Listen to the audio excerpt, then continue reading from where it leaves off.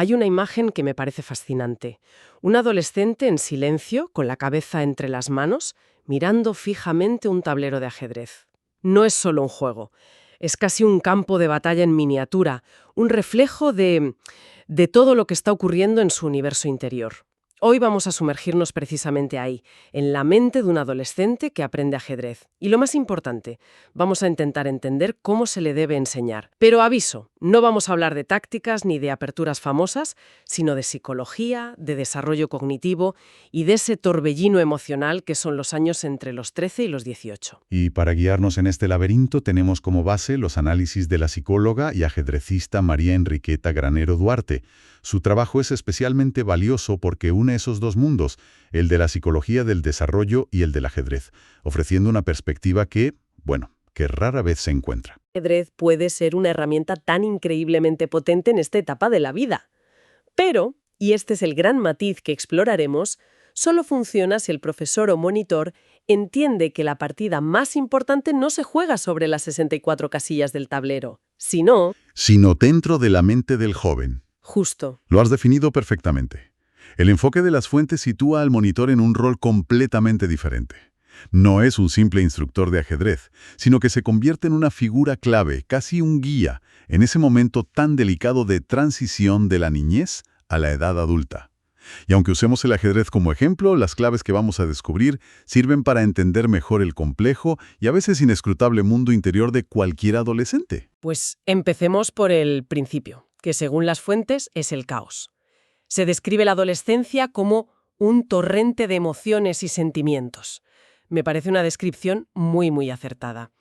Es una búsqueda constante de quiénes son, un cuestionamiento de todo, enfrentamientos con la autoridad, una ambivalencia agotadora, una energía emocional desbordada.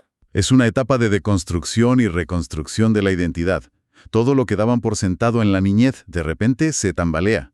Y en ese proceso chocan con el mundo, con sus padres, con sus profesores y sobre todo consigo mismos. Es un estado de cambio permanente y a menudo muy confuso para ellos. Y en medio de ese torrente, el material propone una metáfora que me ha llamado mucho la atención.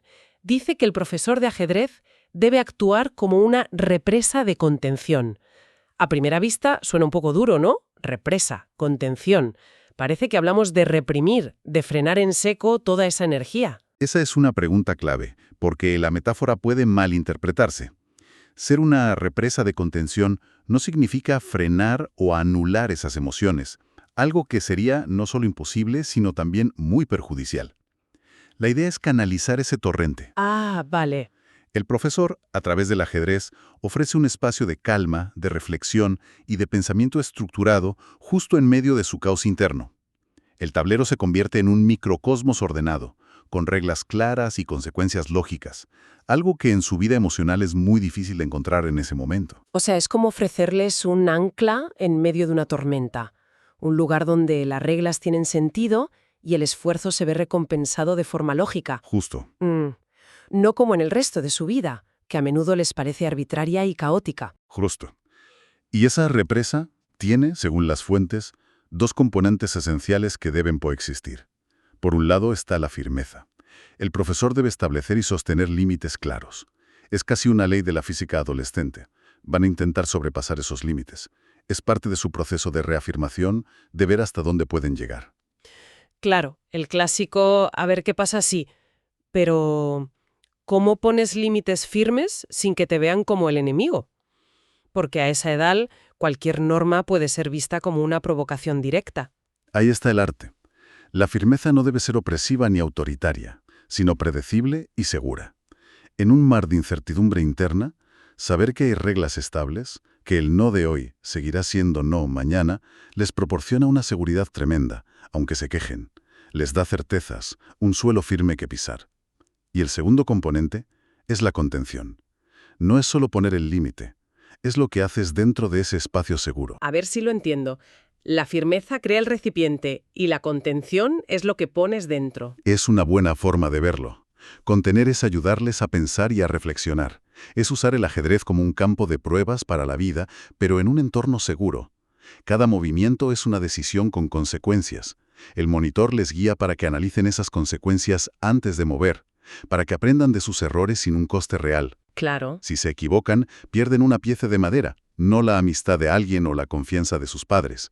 Les enseña, en definitiva, a usar la razón para navegar el impulso. Y en medio de todo este huracán emocional está la autoestima, que las fuentes señalan como uno de los puntos más frágiles. Hablan de una fluctuación enorme y de una autocrítica que puede llegar a ser brutal. Durísima. Es la edad en la que la voz interna crítica se vuelve ensordecedora. Se comparan constantemente, sienten que no están a la altura, magnifican sus errores y minimizan sus aciertos. Es muy difícil para ellos sentirse bien consigo mismos de una forma estable. Por eso me pareció tan interesante la recomendación práctica que se ofrece.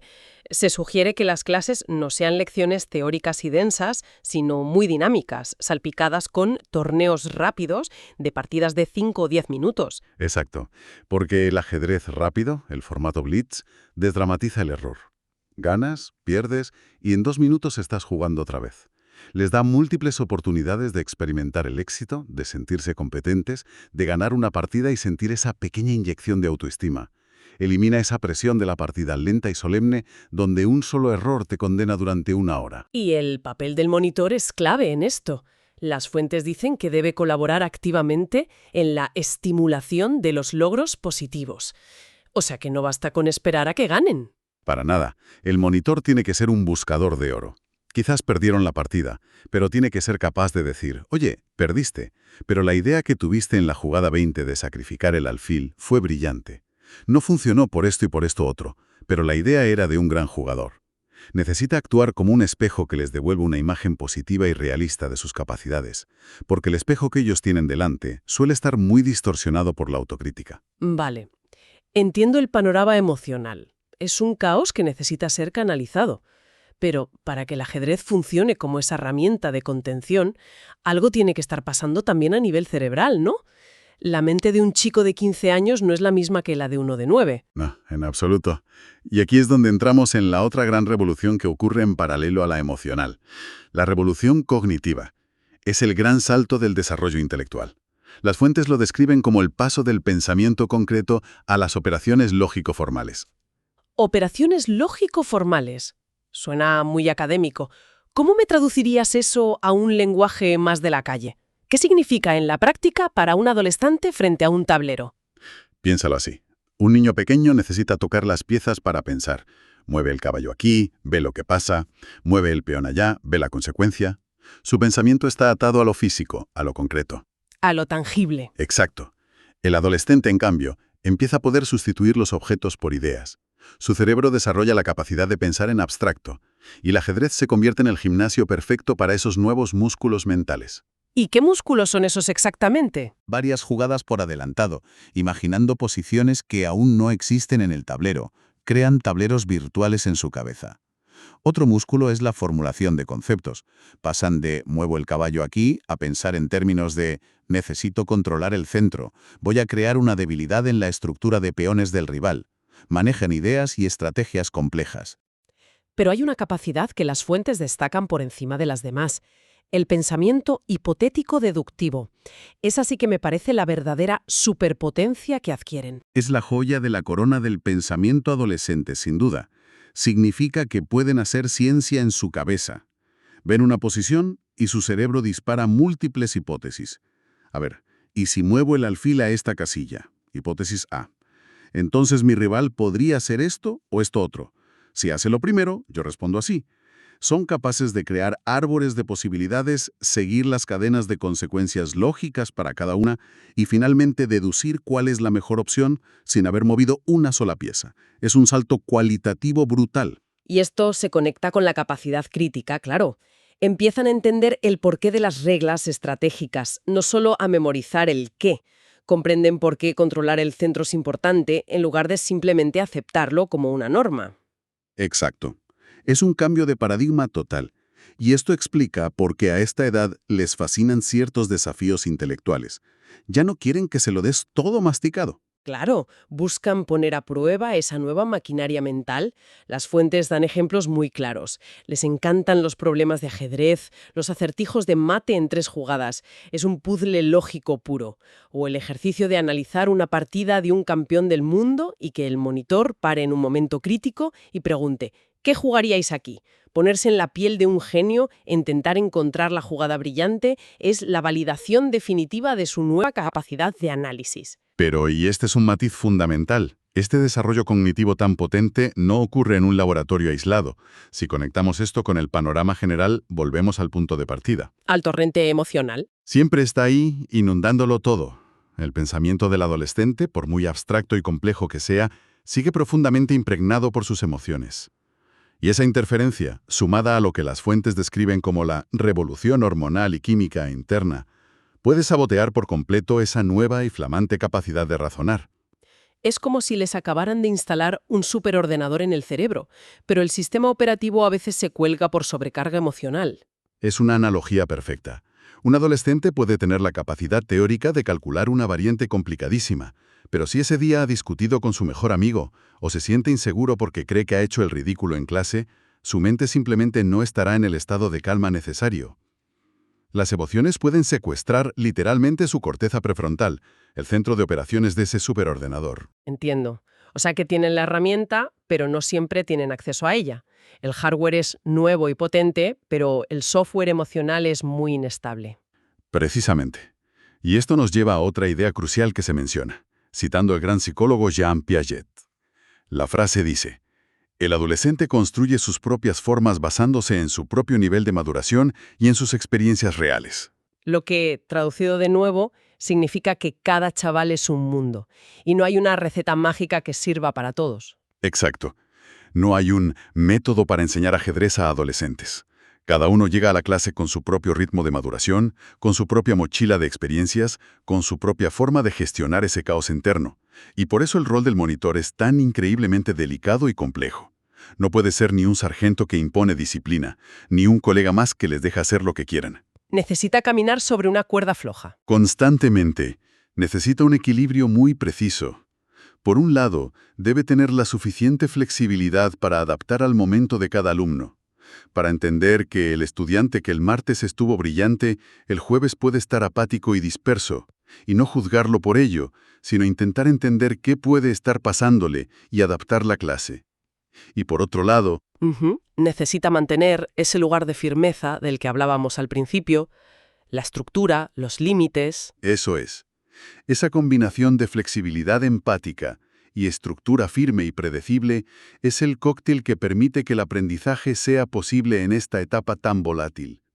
Y te confieso que sobre el papel suena coherente, pero en la práctica, estar un martes por la tarde con un grupo de 8 adolescentes intentando que se concentren en un final de Torres es un verdadero arte que requiere una paciencia sobrehumana. Es uno de los trabajos más difíciles y a la vez más gratificantes que existen. Entonces, si intentamos juntar todas las piezas de este puzzle, la idea central que extraigo de las fuentes es que para enseñar ajedrez con éxito en esta etapa hay que entender al adolescente primero y al jugador después. Hay que ver ese torbellino emocional y no asustarse, sino ofrecer una estructura que les dé seguridad. Y, al mismo tiempo, entender que su cerebro está estrenando unas capacidades lógicas asombrosas. El ajedrez se convierte en ese campo de entrenamiento perfecto para esas nuevas habilidades. La capacidad de crear hipótesis, de calcular consecuencias, de pensar en abstracto. Pero siempre, siempre teniendo en cuenta que ese potente motor lógico puede ser secuestrado en cualquier momento por las emociones o la biología. Y eso exige una empatía y una flexibilidad enormes por parte del educador. Lo has resumido a la perfección. La clave es esa: comprender al ser humano que tienes delante en toda su complejidad antes de enseñarle a mover el caballo. Y todo esto me deja con una reflexión final. Una pregunta que me gustaría lanzar. Adelante. No, por favor, me interesa mucho más la tuya. Después de haber analizado todo esto, ¿qué es lo que más te resuena? Bueno, lo que me parece más potente es la paradoja que revela todo este análisis. Las fuentes nos muestran de forma muy clara que en el ajedrez el juego que consideramos el epítome de la lógica pura y el cálculo frío, las emociones y la biología de un adolescente pueden anular por completo su capacidad de razonar. Si esto ocurre en un entorno tan estructurado y reglado como un tablero de 64 casillas, la pregunta es inevitable. ¿Qué nos dice esto sobre cómo se debería abordar la enseñanza de cualquier otra materia abstracta y compleja en esta etapa? Pensemos en las matemáticas, la física o la filosofía. ¿Se está teniendo realmente en cuenta esta interferencia emocional en las aulas? ¿O se sigue esperando, en muchos casos, que los adolescentes funcionen como máquinas de razonar, ignorando por completo el torrente que llevan dentro?